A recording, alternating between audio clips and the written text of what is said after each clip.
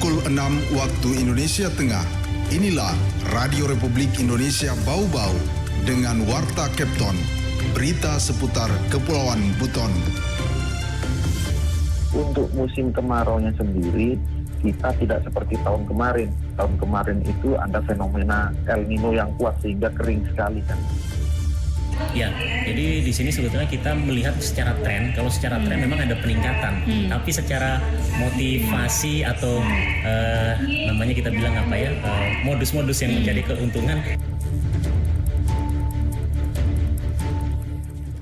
Selamat pagi dari kawasan Jalan Limbobolio, Kelurahan Tanganapada, Kecamatan Murhum, Kota Bau-Bau.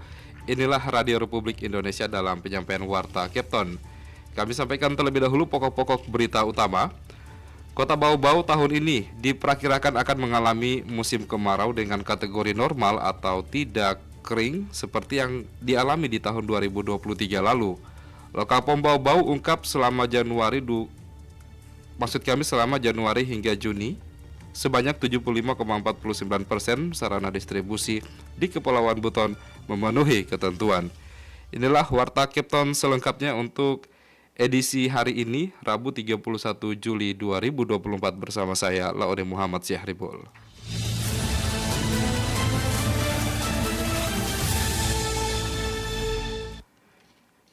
Saudara, Kota Bau-Bau tahun ini diperkirakan akan mengalami musim kemarau dengan kategori normal atau tidak sekering seperti yang dialami di tahun 2023 lalu. Mengenai hal tersebut, kita ikuti laporan reporter Afriansyah. Untuk musim kemaraunya sendiri, kita tidak seperti tahun kemarin. Tahun kemarin itu ada fenomena El Nino yang kuat sehingga kering sekali kan. BMKG Stasiun Meteorologi Batu Ampari Bau-Bau memperkirakan tahun ini Kota Bau-Bau mengalami musim kemarau dengan kategori normal atau tidak sekering seperti yang dialami tahun 2023 lalu.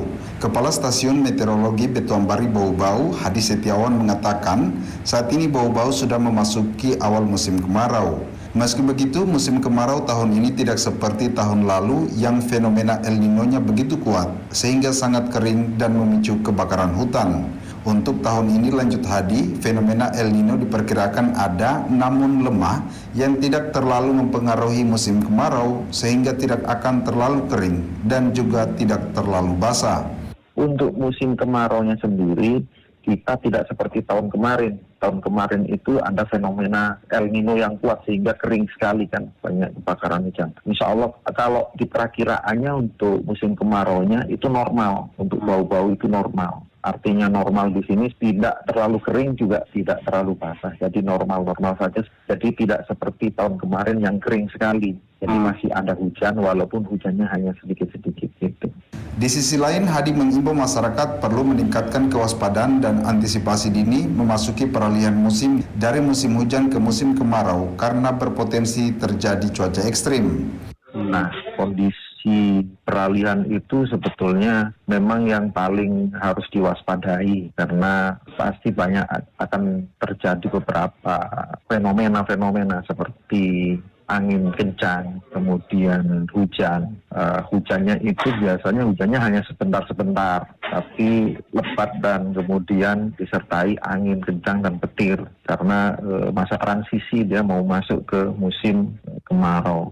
Pihaknya juga mengimbau masyarakat yang tinggal di wilayah pesisir dan yang menggunakan transportasi laut untuk mewaspadai gelombang laut, terutama di perairan Bau-Bau bagian timur dan selatan yang mengarah ke arah Kabupaten Wakatobi. Reporter RRI Bau-Bau, Afriansa melaporkan.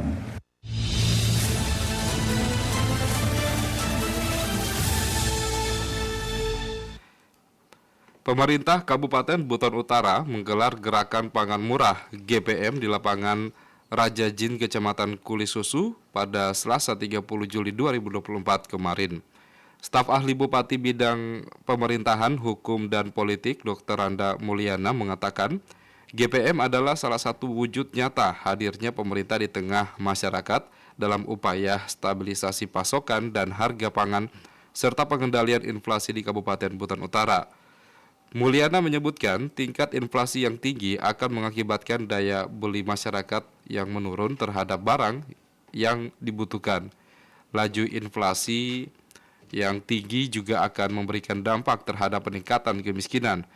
Harapannya GPM ini dapat dimanfaatkan untuk berbelanja guna memenuhi kebutuhan pangan keluarga sesuai dengan kebutuhan dan tidak berbelanja berdasarkan keinginan. Sebab akan mempengaruhi pada stabilitas harga yang justru akan berdampak kepada masyarakat sendiri sebagai konsumen pangan.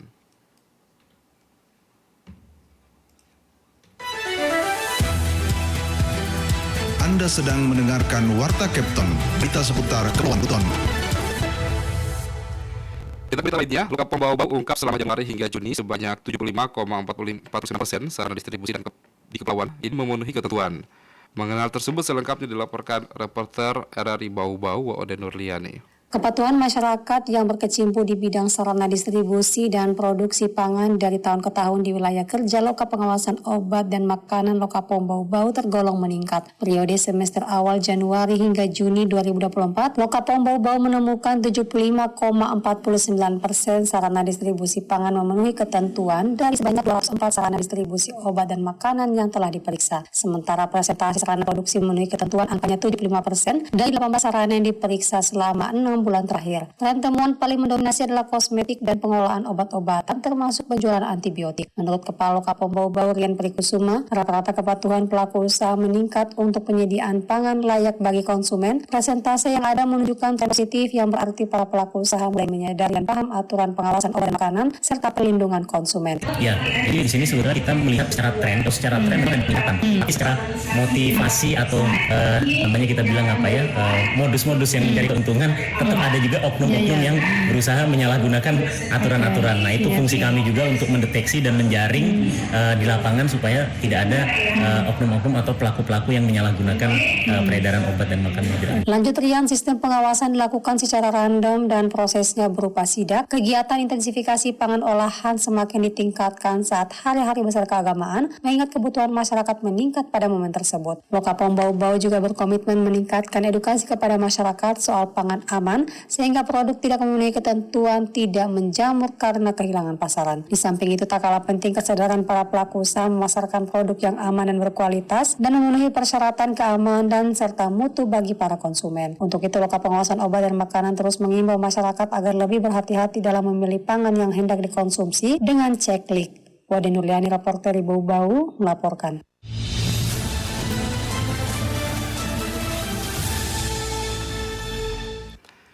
Dan kami sampaikan berita yang terakhir. Untuk memberikan rasa nyaman saat berolahraga di Kota Mara, Dinas Perhubungan Kota Bau-Bau berlakukan Car Free Day setiap hari Minggu pagi.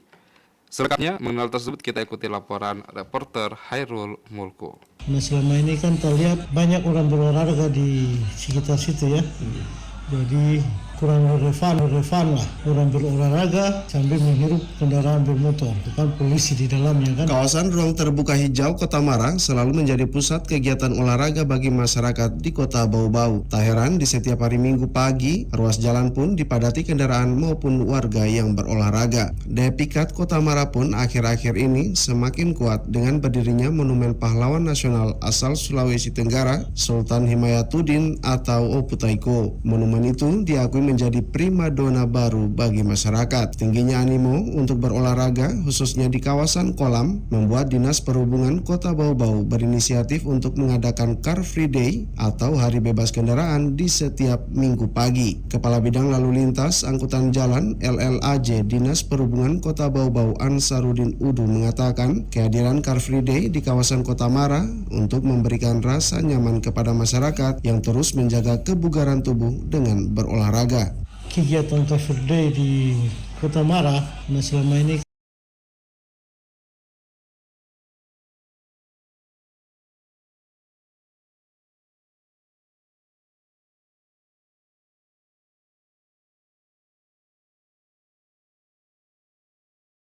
kan terlihat banyak orang berolahraga di sekitar situ ya.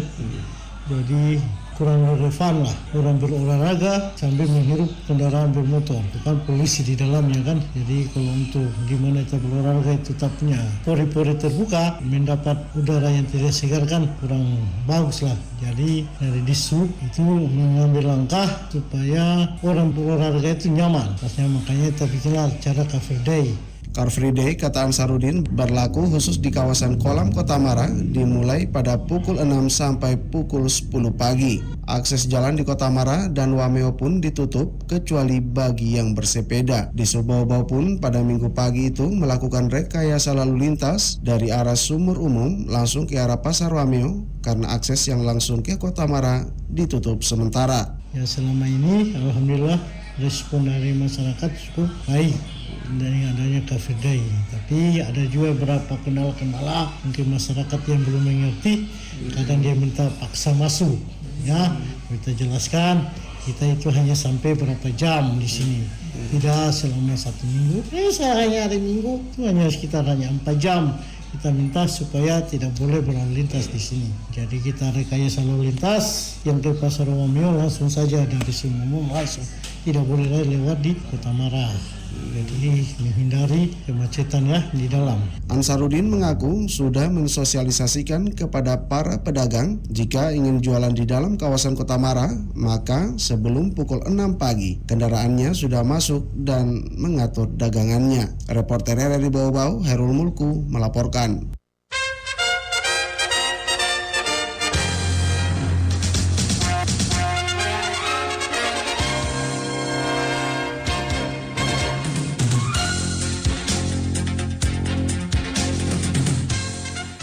Demikian penyampaian Warta Kepton pagi hari ini, dan sebelum berpisah kami sampaikan kembali pokok-pokok berita utama.